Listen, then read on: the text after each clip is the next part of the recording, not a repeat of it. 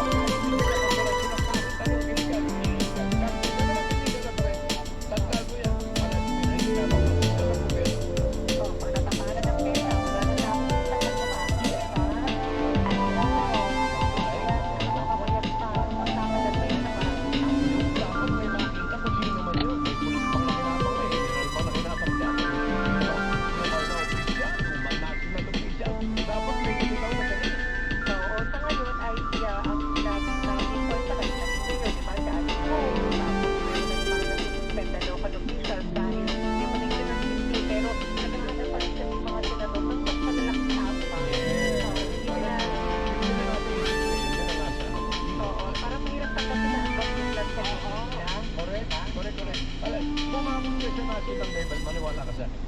Oo, yan ang kinakailangan tuklasin. At abangan natin kung may kakarta ba itong sites na ito. Alagay ko dapat tuloy lang na sinabi yung investigation tungkol dyan. Malaki yan. O, wag na ba yan, di ba? Habang Oo. tuloy-tuloy yung investigation, internet naman may mga nakukulong, pinakakatuhan na. Di ba? Pag tumahimik ang nawawala ang, di ba? Ay, sus, Napatahimik, nawawala yung kinakatuhan. Kaya kailangan tuloy ang insight. Ako si Parang superahan yun. Double P. Dapat totoo. Thank you very much sa report na yan ng Parabilosino. Sa nasyonal na Libersino, nasa liberation, paano nakalusot siya? Lokal, okay. Sa lokal, hanggang na. Sabi ko nga, sigurado ko mayroon nga sa national level nito. Kaya lang, baka ubod ng pagkakalaki. Baka hindi basta malaki, baka ubod ng pagkakalaking tao niya. Quezon City RTC. Regional Trial Court ng Quezon City. Ibinasura yung kaso laban sa isang guro na nag-upload ng traffic sa Commonwealth Avenue kung saan ay nakaladkad ang pangalan ni Vice President Sara Duterte. Ito pala yung buhay pa pala itong isyong ito, ano ha? Medyo matagal-tagal na ito. Buwan na nakakaraan, di ba? Glenn, huwag ko, go!